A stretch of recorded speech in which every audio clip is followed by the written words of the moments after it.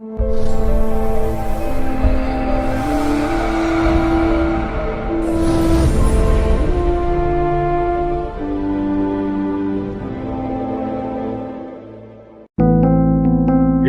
on the subscribe button, especially the bell on the right side. Otherwise, you will miss the latest videos.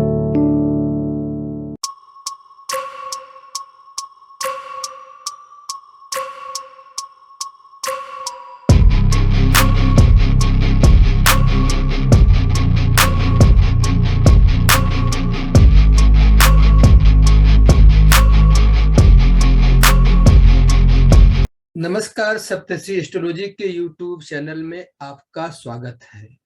आज हम गुरु के गोचर के विषय में बात करेंगे। गुरु धन, विद्या एवं संतान का कारक ग्रह है।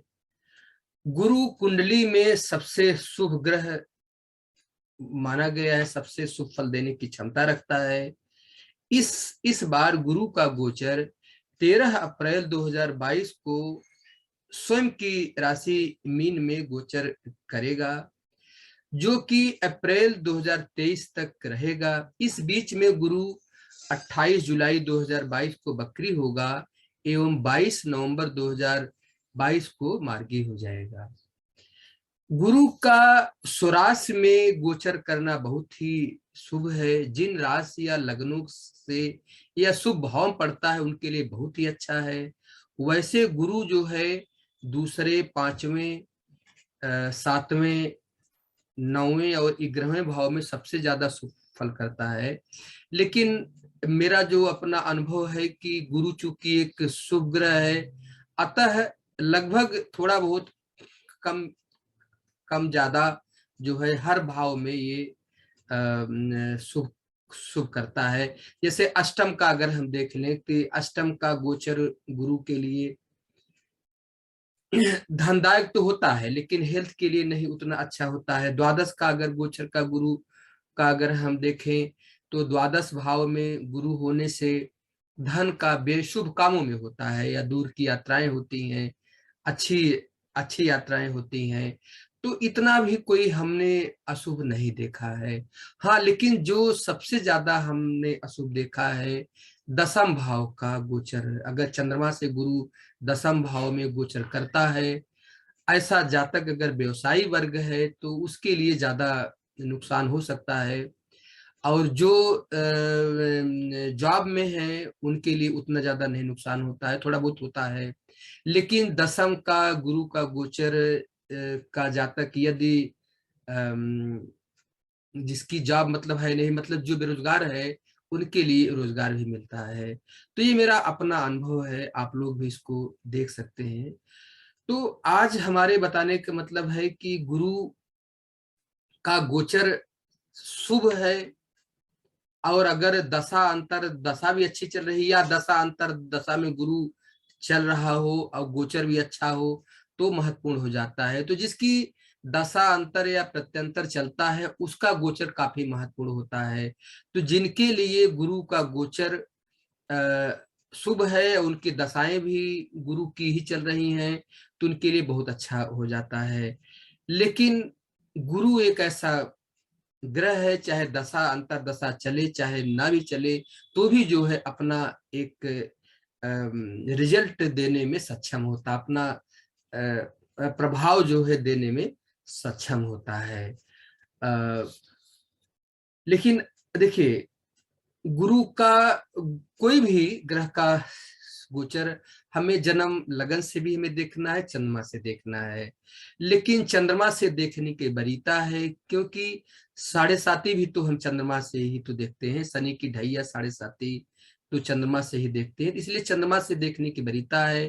क्योंकि सुख दुख जो है मन के विकल्प है, तो इसीलिए जो, हालांकि लगन से भी देखेंगे, लगन और चंद्रमा दोनों से देखेंगे। जैसे सपोज करें कि जैसे किसी की कुंडली में चंद्रमा और लगन और चंद्रमा अलग अलग है, तो अगर चंद्रमा से गुरु का गोचर शुभ हो रहा है और लगन से अशुभ हो रहा है, तो इसका मतलब है कि उसको थोड़ा मध्यम परिणाम मिलेगा, या चंद्रमा से अशुभ हो रहा है, जन्म लगन से अच्छा हो रहा है तो मध्यम परिणाम मिलेगा। लेकिन अगर दोनों से ही अच्छा हो रहा है तो और अच्छा परिणाम मिलेगा, और अगर दोनों से ही अशुभ हो रहा है तो अशुभ परिणाम ज्यादा मिल सकता है। तो इसको जो है दोनों हर चीजों को समझ करके देखिए, ज्योतिष में किसी एक चीज को के आधार पे पूरा हम फल नहीं कर सकते हैं, इसीलिए पूरी चीजें देखना बहुत आवश्यक होता है। और जैसे ये भी हमने देखा है कि अगर कुंडली बलवान हो, हमने पिछले वीडियो में बलवान कुंडली के बारे में बताया था, अगर कुंडली बलवान हो तो ऐसे में किसी भी ग्रह का गोचर या फिर गुरु का ये गोचर जो है अशुभ भी हो जाए तो भी उतना बहुत ज्यादा इफेक्ट नहीं करता है।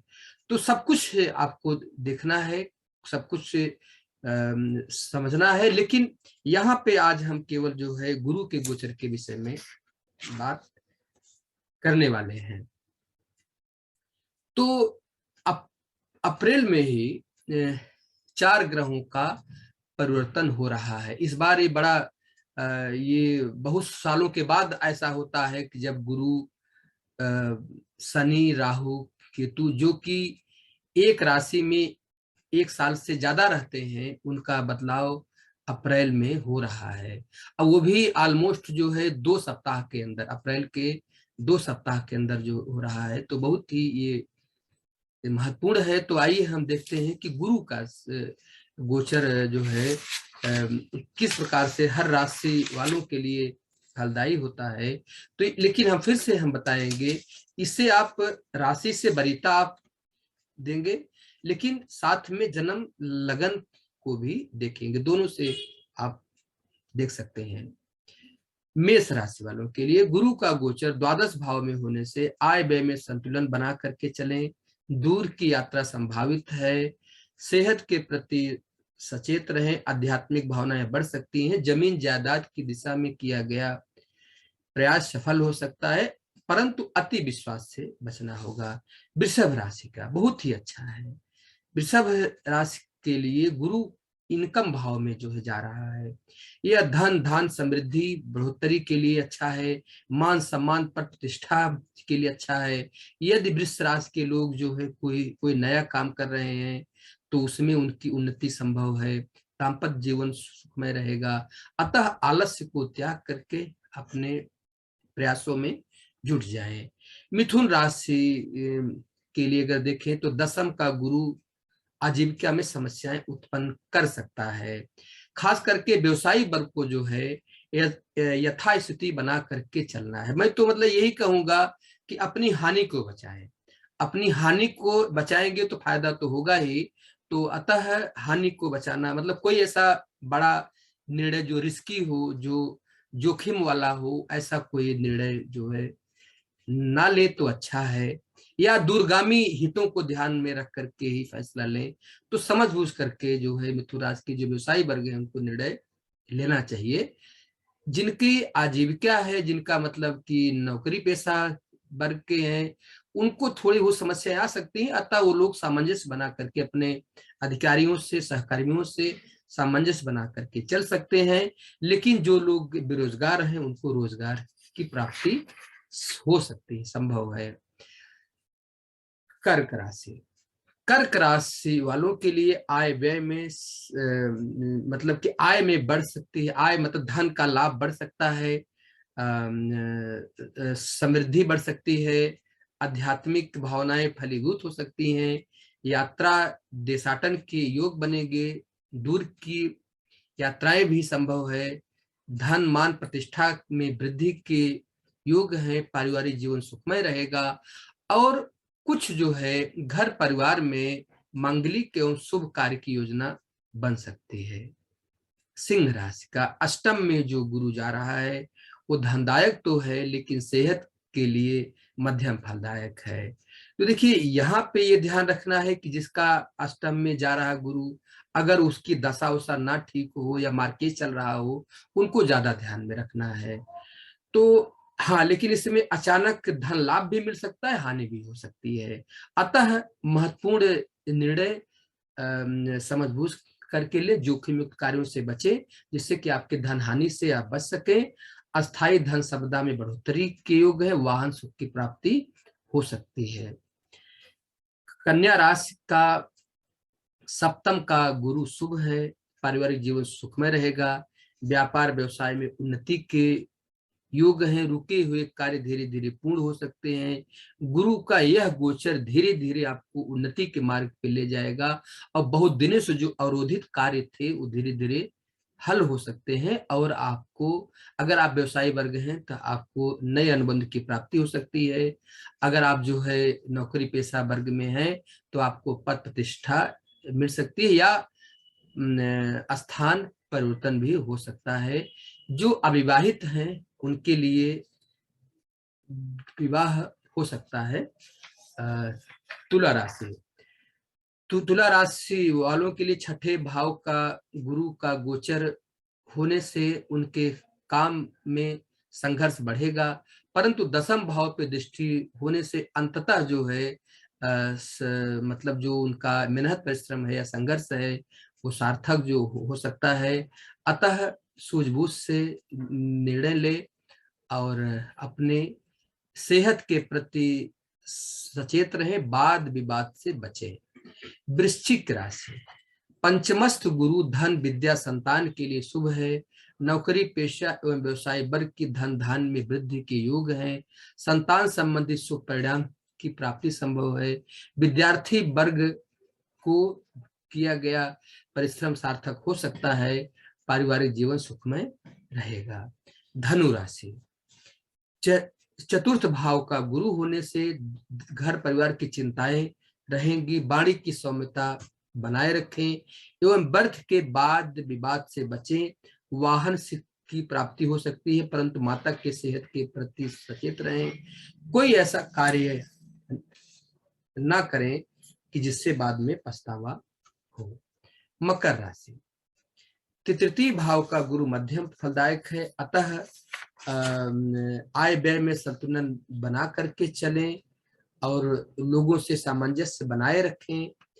चली आ रही समस्याएं आप अपने परिश्रम से कुछ हद तक उस पर सफलता प्राप्त या समस्याओं को दूर कर सकते हैं, और लेकिन अच्छी सफलता के लिए अपनी कोशिशों को बढ़ाना होगा।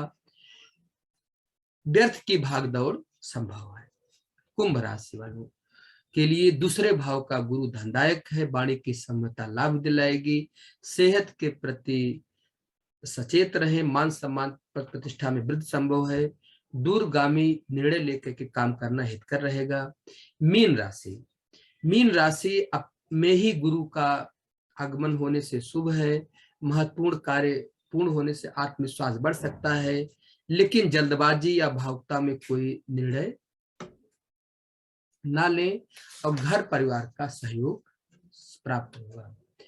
तो देखिए ये जो है 12 राशियों के लिए उनका क्या क्या फल हो सकते हैं, सिर्फ गुरु का एक गोचर है।